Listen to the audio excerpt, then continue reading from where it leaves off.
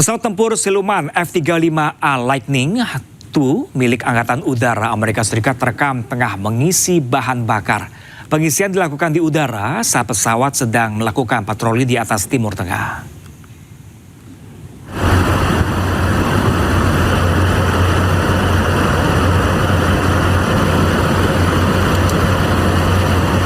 Senkom merilis rekaman yang menunjukkan jet-jet tersebut mendekati pesawat KC-135 Stratotanker.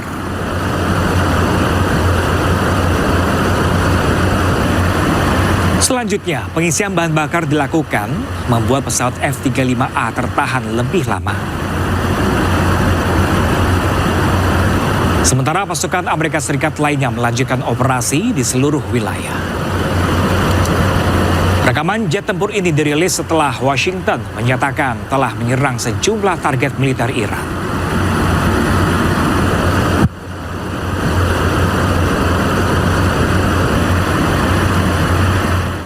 Ya pemirsa, breaking news masih akan kembali sesaat lagi, tetaplah bersama kami.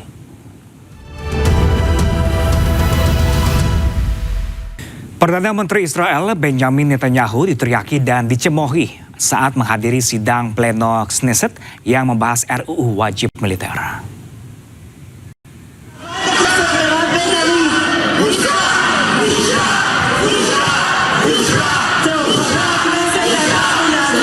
Suasana sidang pleno Knesset memanas ketika sejumlah anggota oposisi meneriakkan kata memalukan dan pergi kepada Perdana Menteri Israel Benjamin Netanyahu.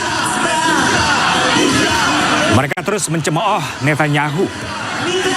Sidang ini membahas rancangan undang-undang wajib militer yang akhirnya lolos dan menuai penolakan dari berbagai pihak, termasuk pasukan pertahanan Israel dan sejumlah pejabat militer.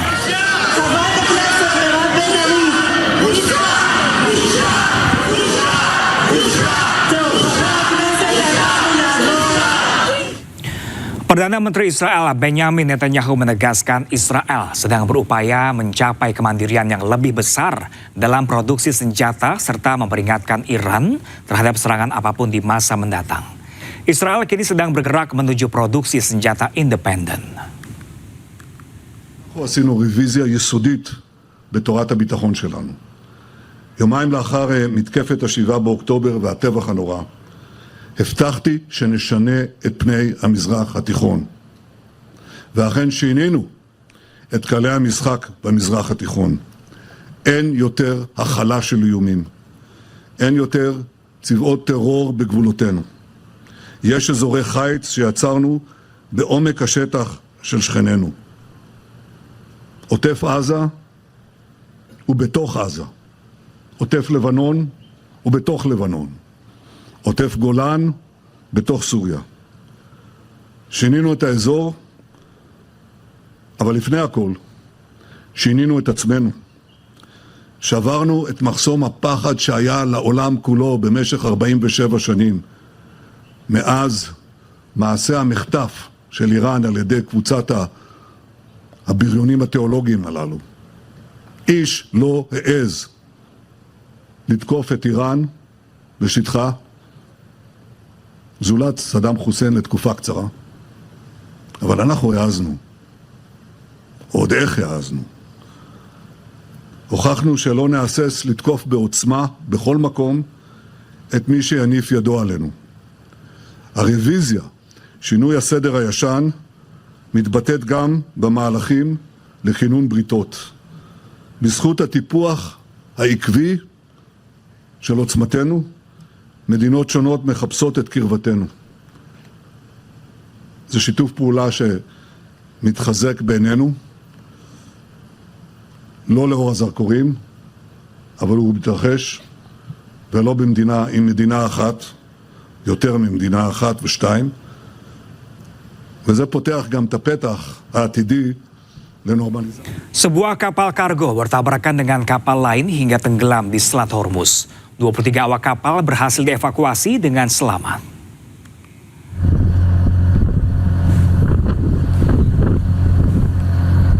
Akibat tabrakan ini, kapal kargo bernama Luni terbelah menjadi dua dan tenggelam di Selat Hormuz. Tim penyelamat langsung mengevakuasi para awak kapal sebanyak 23 orang dan dibawa ke Pulau Quezon. Penyebab kecelakaan masih diselidiki.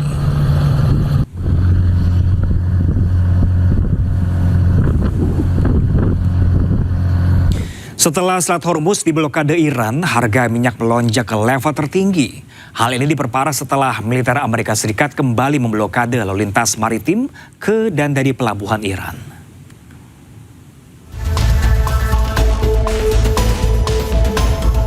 Sejumlah kapal-kapal masih tertahan di Selat Hormuz setelah Iran kembali membatasi lalu lintas di salah satu selat tersibuk di dunia ini.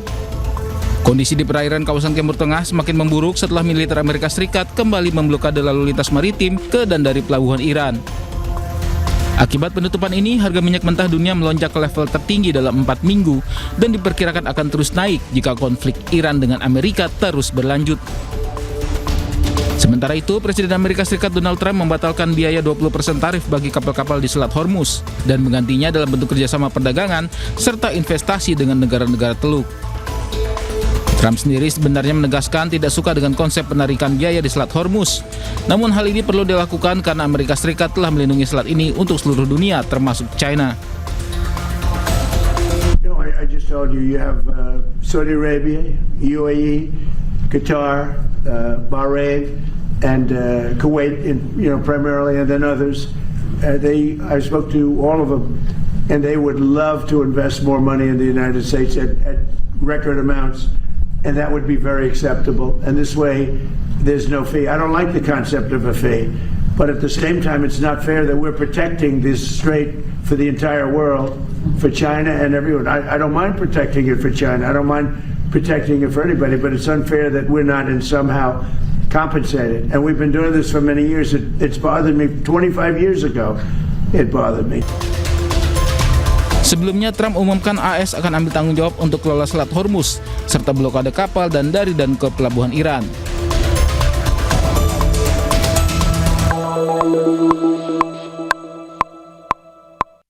Iran menegaskan Selat Hormuz adalah garis merah yang tidak dapat dilanggar. Jika Amerika Serikat terus ikut campur, Iran ancam meratakan seluruh infrastruktur Amerika Serikat di kawasan.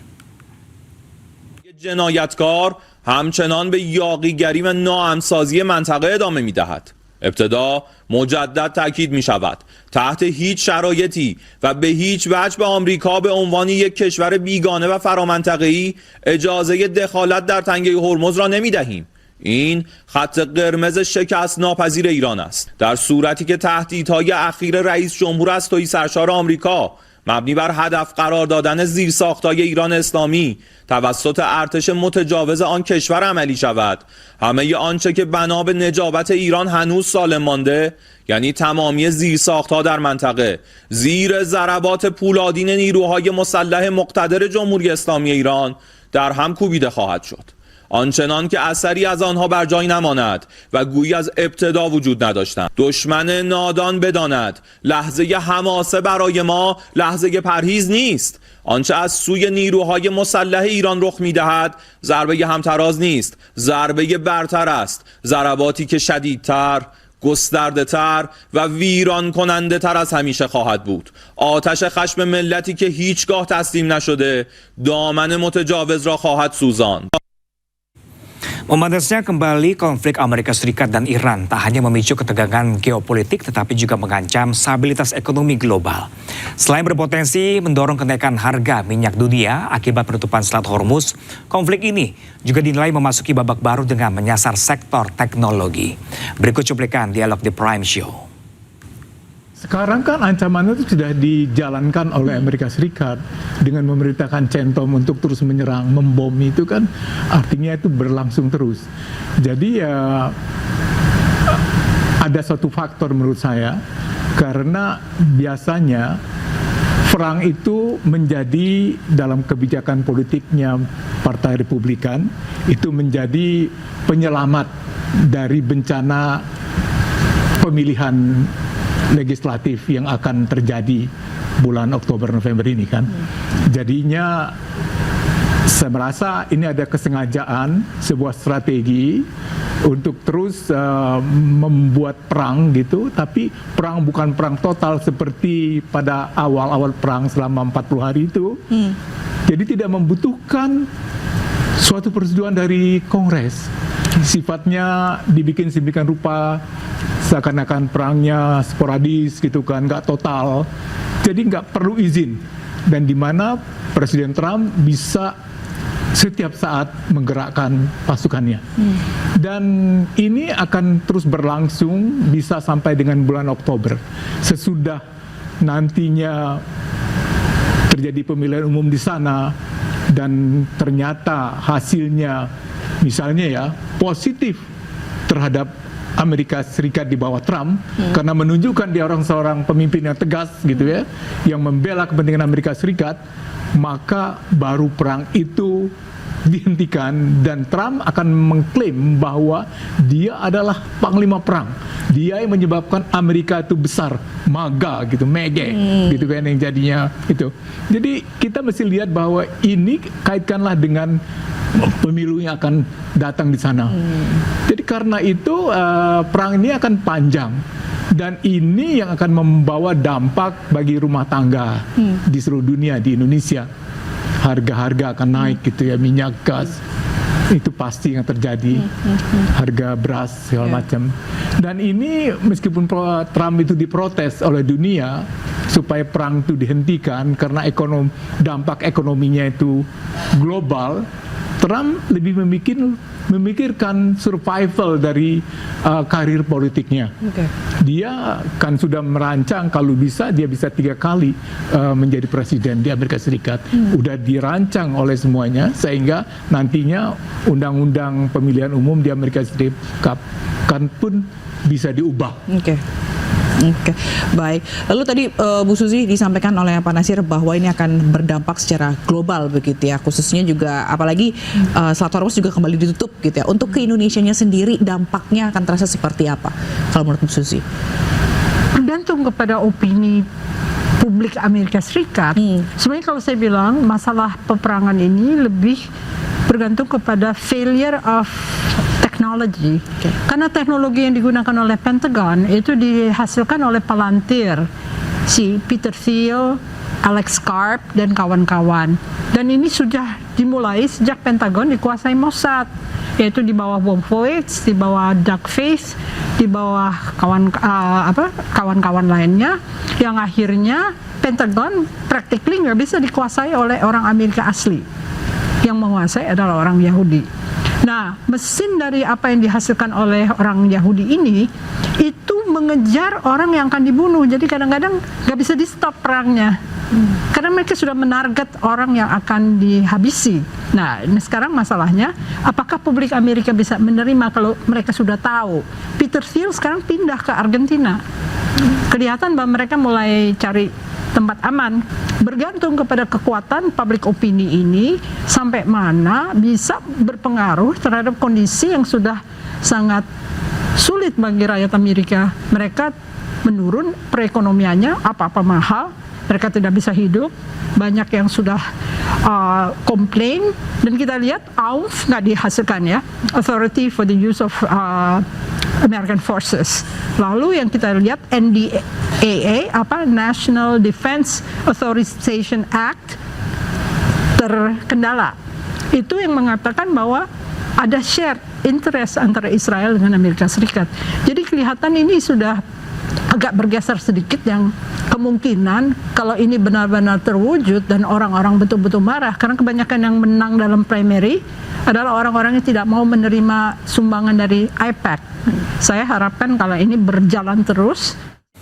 Ya, pemirsa, jangan kemana-mana, breaking news masih akan kembali sesaat lagi, tetaplah bersama kami.